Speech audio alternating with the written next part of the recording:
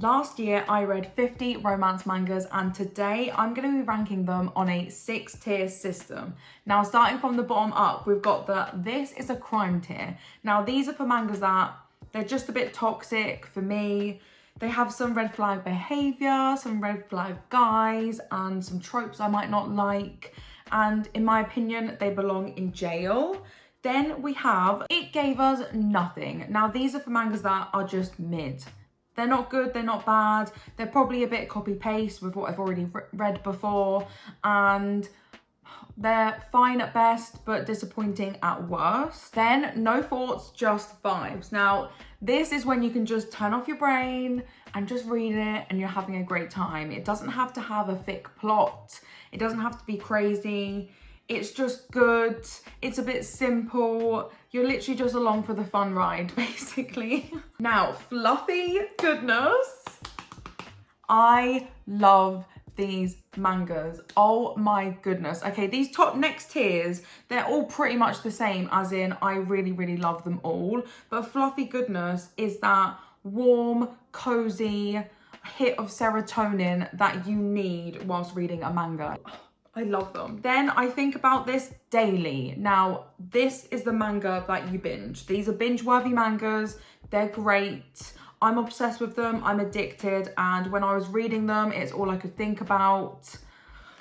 They're so good. I really wish there was more I could read. And maybe I'm slow burning some of these because I'm enjoying it that much. But lastly, the top tier are my Roman empires. Think iconic, unforgettable, living in my head rent-free, can do no wrong. I love the characters to a ridiculous degree. I want to be their friends. I want to read their story forever. These are top tier, phenomenal mangas. And if you take away anything from this video, is to read every single manga that is in my Roman Empire. You know me, I have been yapping my butt off about all of these mangas throughout the whole of 2024. So I'm gonna keep it short and sweet and just say the manga title via their English translated title and just say the vibes and a few bullet points of why they're in that tier. I will link in the description box my 2024 Manga Diaries playlist, and you'll be able to find a video of me really going in depth about the plot and the characters and what I really love and dislike. So if you want to hear more about that, please do go to that playlist or comment below and I'm happy to chat to my heart's content about these mangas. I have been cheeky and it is including 3 reads of this year, but I can't help it. I've just finished them and I love them so much and I need them in this video. So I'm sorry about that. So without further ado, let's get freaking into this. I am buzzing. I can't tell you how excited I am to film this. And now I'm gonna have to shimmy this because the cat is sitting where I would have sat. Hopefully, I really left enough room here for the tier ranking to go here. Here are all of the 25 mangas that I'm going to be talking about in part 1, and then the remaining 25 will be talked about in part 2. So we're starting off with Even If You Slit My Mouth.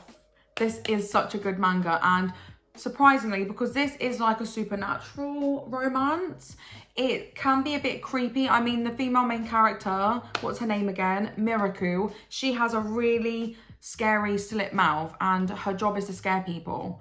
But she's so freaking cute. She's funny. When she's really shocked, her mouth falls off. Like, the comedy is top tier. And then our guy, Sano, he is crushing hard on her and he's like, I'm gonna make you fall in love with me. And that's the vibe. And this is going in fluffy goodness because even though there's creepy stuff, the fluff is fluffing, people. These two are cute as hell. He's got a little bit of a blush sometimes.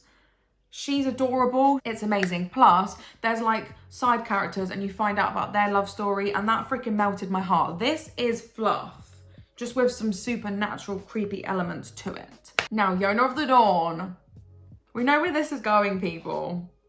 And it's going in my Roman Empire. There's no other manga that I speak about and yap about every single volume and go into in-depth analysis and character development except Yona of the Dawn, because it's that good, people. It's that good. The plot is thick. She's phenomenal. Yona is a freaking superstar. And if you like slow burn romance, this is that, because it's more like action, adventure, like fighting, fantasy, etc. rather than romance, but it has got slow burn romance in there, and it'll make you blush, it'll make you giggle. Plus, it's kind of a reverse harem because she's the only girl and then there's like 5 to 6 guys kind of liking her or having conflicting feelings for her at the same time.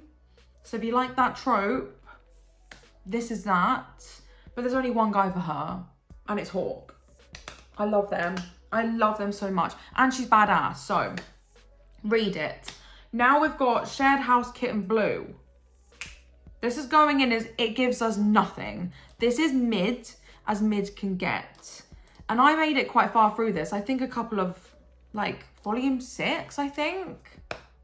About there. And this is a college romance, so if you like that, give this a go. But I will warn you, if you want to scream and get really frustrated and annoyed at the 2 main characters, this is for you, because this is that. They're so frustrating. I wanted to tear my hair out. And I actually asked one of you guys, should I continue reading it? And you said, no, it doesn't get better. So I dropped it. However, how can I sell this for you, to be fair? It is friends with benefits. It's female main characters come from a small town outside of big city, and she comes to Tokyo wanting that city life, so that kind of vibe. It has a hot ex-boyfriend coming back into the picture and wanting her back, so that's a thing. And she lives in a dorm with mixed gendered people, so if you like that kind of vibe, give this a go. Next, we've got her relationship with him. Oh my god, guys, you cannot get fluffier than this. This is going in fluffy goodness. This is insanely freaking amazing. Please read this, please. I'm dying. There's only 3 volumes. I need more. How do I get you to read this? It's school life. It's like they're trial dating because they don't even know each other. She sees him walking down the road and he's like, I really want a girlfriend. I don't care who it is. She's like, freaking hell, me too. She comes waltzing in being like, I want the same thing. Let's go out. So they decide to go out and they make a list of all the things they want to do with their boyfriend or girlfriend, and they go and tick them off. They have a deadline till Christmas. Are they going to keep going out after that? And it's you watching them be fluffy and cute and falling in love. It's everything. She really rarely gets embarrassed, and I love that for her. Like, he is the blushy, embarrassed one, and she's kind of the forward one. I love them. Now, when I think about you, straight to This Is Crime. It's a bit of a weird one because it's only got 3 chapters and each chapter is like a one-shot. So it follows a different story. The first story was good. It was kind of cute, but the second and third, absolute criminal. Like, there was one where this girl likes a twin, so she asked the other twin to help her get closer to that twin, and he kind of manipulates her. Then you find out he was that twin all along. It's so weird and complicated and messy, and I did not like it. And the third one was pure toxic. Absolutely not. Shame, because the first one was okay. Now, Apothecary Diaries. This is amazing. Where am I going to put it? Is it Roman Empire? No, I think about this daily because I actually do. I do. I love it. And I love Mau Mau. She's a freaking amazing, amazing woman. I love her so much. How do I sell this? Okay. She is like a murder mystery detective for this high up character in the royal house, if that makes sense. Am I describing that okay? I'm talking about Jinshi here. He's like a high council member, but there's more to him, okay? Keep reading. Anyway, she loves potions. He is obsessed with her. This really is low on the romance, people. It's on the back burner, but it's there sizzling in the background. She doesn't even bat an eyelid at him. How do I sell this to you? She's just really funny. She's amazing. She's hot and cold. 1 minute she'll be talking normally. The next she'll be raging, telling you you've done something wrong, slapping you around the face, and then she'll be back to normal again. She's great. She's really caring. She's funny. And Jinshi, how obsessed he is over her, is really cute as well. Please do read it. Now, a childhood friend, now a bartender, offers me potent lessons in love. I've only got 3 spicy mangas in today's video, okay? Not many. This is one of them. And I'm going to shock you now because it's going in fluffy goodness, but the fluff is more spice, and it's not good for you, it's hot for you. I don't know if I'm describing that okay, but this is the best spice ever. These two are amazing. They're childhood friends, and then they started going out like friends with benefits situation. But when I tell you, these two are perfect for each other. The tension, the communication, the connection, the intimacy. Oh my goodness, these two are meant to freaking be.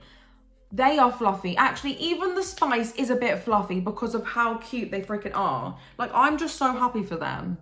I can't get over them. I want everything for them. I just need more volumes. Plus, he's a freaking bartender and he knows how to make drinks for different moods. Like if you're sad, happy, like feeling a bit spicy, or any situation in your life, he can make you a drink.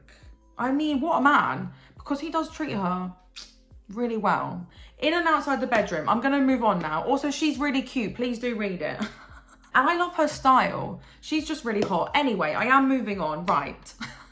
Wolf Girl and Black Prince.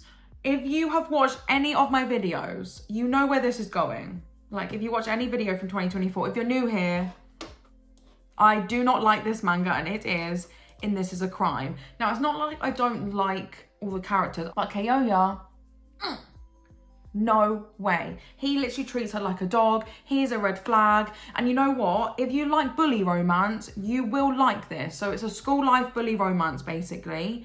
But I like bully romance if when they're together, the bullying does not continue. Like, they have that tension before and he's a bit of a bully. Like, I can get over all of this. I got so far in the manga. He still doesn't change his behavior. He never treats her right. He never treats her to anything. She has to spell out everything for him. No. No. He is in the bin. Now, honey lemon soda. Yes, yes, yes, yes. Get that in the I think about this daily, because I did. I do. I still do every single day. I've only read 18 volumes because that's all that's out available to me to read in English. There's 5 more extra volumes out there in Japanese, but I don't freaking speak Japanese, god damn it. Anyway, this is binge worthy. I binged the hell out of this. Animation's just come out. It's phenomenal. If you like shy, timid, innocent, a bit of a crybaby female lead, but then a popular, very cold, grumpy, it's hard to read male lead, then this is for you. Plus, he's got yellow hair. He looks fabulous. She's really cute, and I love the growth of her throughout volume 1 to 18. At the moment, though, on social media, people that are watching the anime really think Kai is a red flag. Kai is not a red flag, people. I can see where you might think that, but he's not. He's not even a green flag. He is no flag. He's just a boy at school, people. Okay? I don't think he's any flag. Even though he's there for her, there's always... He wants her to stand on her own 2 feet. Now, if he was a green flag, he would have other tendencies that would uplift her, but he's a bit like a teacher. So please do read this. Don't judge Kai too much from the anime, because this was a slow burn for me. I did not like him at the start, but you end up loving him. And you end up loving Ishimori. I promise you, she's not always a crybaby. Tamon B-side, we have our first no thoughts, just vibes, because this is that. You're gonna love this if you like that celebrity K-pop manga environment, because it follows Tamon in his band. He is the like #1 leader in that band. And then our girl, what is her name again? Utagi. She's an absolute mega fan, mega fan. And she finds out that he is really depressed and a shell of himself outside of being in his boy band. But when he's on stage, he's all there everywhere. I'm the best person ever, and he's really confident. It's good. He does rely on her a lot, but he's growing. She is hilarious. If you want a rom-com, you're gonna love this. If you want that obsessed fan with really popular famous idol, this is for you. And it is a bit different. It's got unique qualities to the plot. It's not so copy-paste, but you really don't have to think much whilst reading this. Like, you're gonna have a good time. And it gives you what it says on the tin. It's just not fluffy, and I do not think about this daily, and it's definitely not a Roman Empire for me. Anyway, ooh, You Got Me Senpai. I feel bad, but it gave us nothing. This was insanely mid to me. This is typical school life. They get together after chapter 1, people. So if you don't like slow burn, you might love this. If you like a quick burn, I mean like marathon. No, that would be really long. I mean sprint. If you like those sprint romances, this is for you. I mean, they literally ended up dating without even knowing their full names. And it's just typical. They have some ups and downs. There's not that many downs, in all honesty. It's just a simple school life, but there's really nothing special about it. It does have a good Valentine's Day episode. I like the art, but yeah, he's meant to be that moody down character, but I just did find him a bit annoying, and I did find her a bit annoying. Take that what you will. I fell in love after school. Now, I don't know whether to put this in It Gave Us Nothing or No Thoughts, Just Vibes, because I did enjoy it, but I've kind of put it on the back burner because it's a bit frustrating, because this is a love triangle. So if you like love triangles, give this a go. It's also sports romance. The 2 guys are on the volleyball team and she's like a helper out on that team. But it's one of those situations where you know instantly who she's going to get with. And I prefer the second main character, like I always do. I swear to God, I am cursed. So it has had some good things, but you know what? I think I'm putting it in It Gave Us Nothing. Because why should I give it higher when it's obvious who they're going to be with? Like, why do they do that? Just don't make the love triangle. What's the point? It's a shame. But it does have volleyball romance and some good volleyball bits. Now, the Demon King is way too overprotective. Where am I going to put this? I'm thinking No Thoughts, Just Vibes. Because I was vibing the hell out of this. I was having a good time. It made me laugh. It was quite funny and cute at the same time. But there is intense kissing scenes in this, and I did not expect it. So imagine this. High school student, lost everything, and then a demon king pops up out of nowhere and is like, I have been looking for you across worlds. And you find out she is the reincarnated version of his last love. Yeah. So it's about that. It's about their relationship. He is a freaking blusher, people. If you like blushing, this is for you. Insane blushing. She's really funny. And there's another guy in the picture and you find out more about him. But I will warn you, the ending was trashy. Now, God, the fluffy, shabby Santa Claus. This is a crime. This is such a crime. Because you know what? The ending was good. And I really liked the female character in this one shot.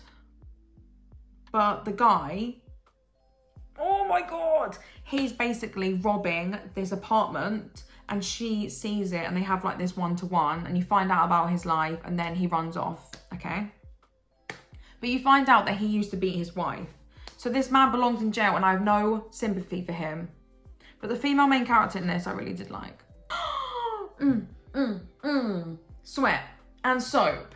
This is fire and it's going in Roman Empire because it is. I cannot get enough of this. These two are iconic. They're hilarious. Do you like workplace romance? Do you like shy, insecure, quiet, smart female lead, but then popular, funny, loving, great communication, male lead?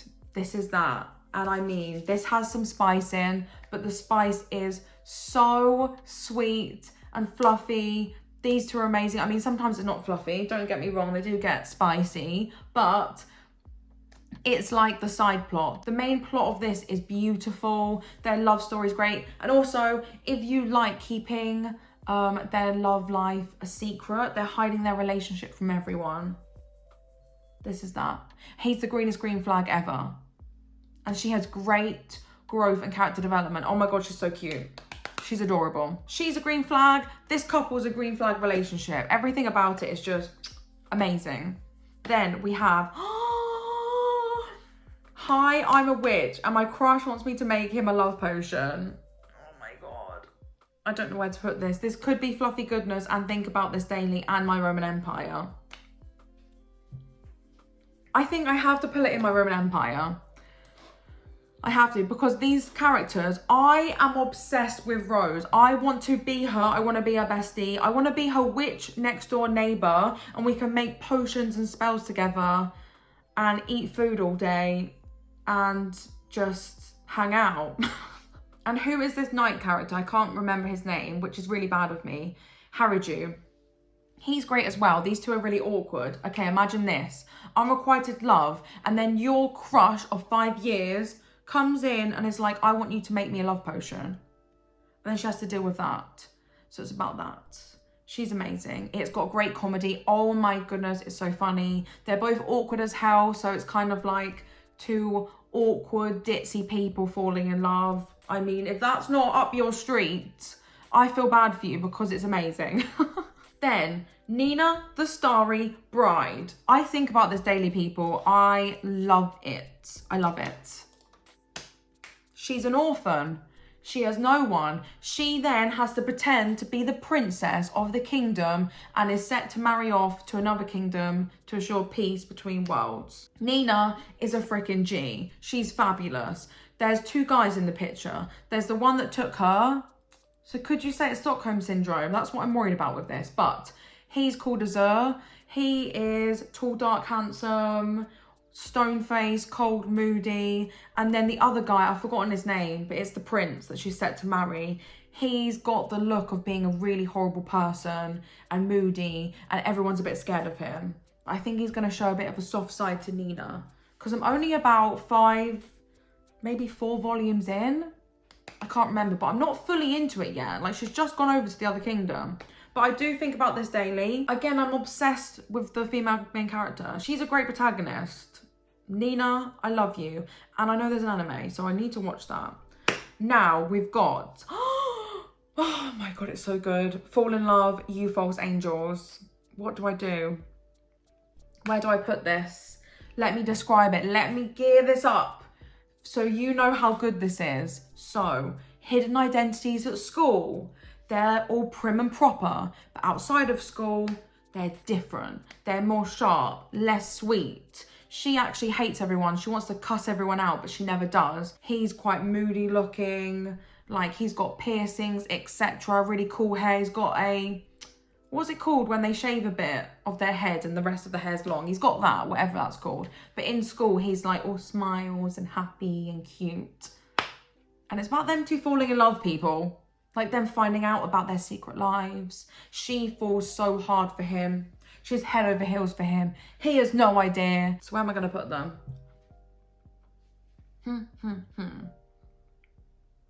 I kind of want a Roman Empire this, but I've only read 1 volume. I think that's too high. I think that's too nice. I made this mistake in my previous tier ranking video where I only read 1 volume of Kurosaki Wants Me All to Himself, and I put that in the top tier, and now I hate that guy and I want to demote them so bad because I do not like Kurosaki anymore. I think I'm going to have to put it in my Roman Empire because honestly, these two are iconic. They look amazing. They're fashionable. They've got wit. They're cool. Oh my goodness, I'm obsessed with them, and I cannot wait for everyone to find out their who they really are, their real personalities. It's going to be explosive. I think their love is going to be passionate. Oh, I love them. Densky Daisy. I have still only read 1 volume. That's all I've read. I know this is a very long series, but it's going in This Is a Crime. And I have to stand by it. Maybe I'll change if I read more, but I cannot get over the age gap. She's 16 and he's 24. I know that you guys have told me, and I've gone onto Reddit and I've read those chat rooms, and people have said they don't do anything when she's a minor and when she's at school, and they do address the age gap and they approach it respectfully. But I cannot get over it. It just seems icky, ooey. I mean, she's freaking 16, people. He's 24. It's not like we're talking about a 22-year-old and a 30-year-old. Even that is a bit of a but they're both adults. And they didn't know each other when they were young. But if you like an age gap, I mean, this is that. And he's like a janitor. She ends up having to work and help him because she broke something. So she's kind of paying off a debt. But it gets way more intricate than that. Like, it goes really intricate. I think there's a bit of a gang moment in it. Like, I think it's a quite complex story. It's not like copy-paste school life, people. So if you fancy going into that, do. If you can stomach the age gap, give this a go. It's very beloved. The Shadow Princess's Wedding. Where am I going to put you? I'm putting it in It Gave Us Nothing. It's very mid. I didn't believe their love story, in all honesty. It happens very quick. But how do I sell this to you? She's a princess, but she's not really the princess. The princess died and she has to pretend to be one. A bit like Nina the Starry Bride, but this woman, like, volunteered to do this. She wasn't forced to do this. And the guy that she falls in love with is a prince. He's a bit of a moody character. There's assassination attempts, if you like that. But he finds out about her identity pretty quickly and it's about their love story. But I think he's a bit pushy. Something about him that I don't like. He gives me red flag behaviour. Yeah, but she can frickin' fight. She's got a knife. She knows how to frickin' wield a sword and protect herself. So if you want to give it a go, do. But it's very mid. Now, Studio frickin' Cabana. Guys, this deserves to be in fluffy goodness because this is a warm, cozy hug, but you will also be devastated and crying because it's unrequited love, people. It's unrequited love. But it gets promoted to I think about this daily. It is binge-worthy because I read it to my heart's content and now I'm checking every single day for updates online. But it is my Roman Empire. It is. These two are iconic. They're incredible. We've got Yukari, who is the diligent, sweet student, but she can stand up to Yusuke, the male lead. He is the delinquent, that's part of a band. He's a lead singer. She falls in love with his music, falls in love with him, but he loves someone else. And that's a toxic love. So if you like toxic love, if you like opposites attract, if you like female main character helping him and teaching him at school and him slowly falling in love with her, but she falls head over heels for him. I love it. I love it. And the little jealousies that I've seen so far. He blushes. When he blushes, I die. This is phenomenal. I will speak about this manga until it's popular, until it gets a animated series. This deserves all of the praise. It is fire. Please read this, please. It's also set in school, if I didn't say that again. Right, let's move on. The Pretend Newlyweds. Where am I putting this? No Thoughts, Just Vibes. No Thoughts, Just Vibes. This is a marriage of convenience. So if you like that, give it a read. This is a girl who wants to be a manga writer. She's a bit of the ditzy sunshine character, but a bit shy at the same time. And then he is like the moody character who is a stickler for the rules. He's like, has a schedule, everything must stick to it. He's got a list of rules and none of them can be broken. But she's come in, and she's about to mix up his life with this marriage of convenience. And it shows them falling in love. There's another girl who he grew up with, comes into the picture. So if that sounds like your tea, do it. Oh my goodness, next is so embarrassing. The name is even embarrassing. The name says it all, people. And the English version is, I Can Only Love You, You're a Scumbag. And I have to put it in No Thoughts, Just Vibes.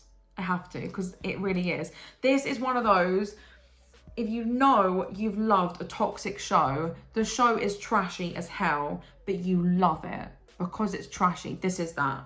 This is that. Because the main male lead, he is a scumbag. He treats her like crap.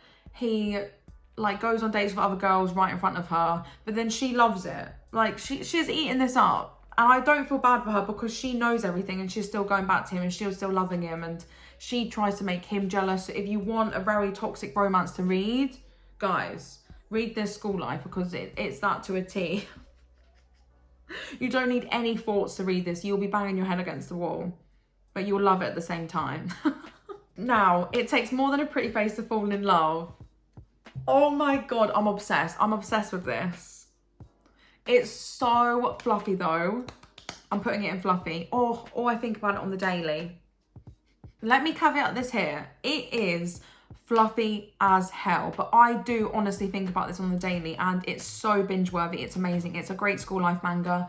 If you want to read a manga, he falls hard and first. He's respectful. He never wants to hide his love for her. He always wants to show her how much he loves her, even in front of other people. He never wants to hide it. He also wants to like be intimate with her, kiss her, but then if she's like, no, he never pushes her. He's like, I want to meet your parents. She's like, I'm not ready. He's like, that's fine, I'll wait. He's everything. He's a freaking king. And then she is open with everyone. She loves pretty faces and she's obsessed with him. And it's about her slowly getting to know him and understanding that he's more than just a pretty face. So that sounds up your street. Come on. Read this. Now we're ending on a great one. Hatsu Haru. This deserves a standing ovation. This is peak school life. Peak, peak, peak. This is fantastic. I'm going to give you a checklist. And if you tick 1, you have to read this manga. You're going to love it. Are you a school life fan? Because if you are, you have to read this. Are you someone that likes it when the male is the protagonist? Do you like it when the male is the fluffy, ditzy, overthinker, obsessed, lovesick puppy one who's a great chef and is hilarious? Do you like it when the female lead is more of a tomboy? She can stand up for herself. She's a girl's girl and she can beat up boys and she doesn't really care about the fluffy stuff. This is that. And she's in love with her teacher. But nothing happens, so don't worry about that. Nothing, nowhere near happens between them. And do you like it when the manga is very cliche and everyone ends up getting together? So there's 4 guys, there's 4 girls, and everyone ends up getting linked up. You're gonna love this, I'm telling you. You're gonna freaking love this manga. So this is My Roman Empire. But it so deserves to be in fluffy goodness as well, because reading this will make you feel warm and fluffy inside, and it will give you everything you need and more. Everything. So this is what the tier ranking's looking like after the first 25 mangas. I'm very shocked how many are in My Roman Empire.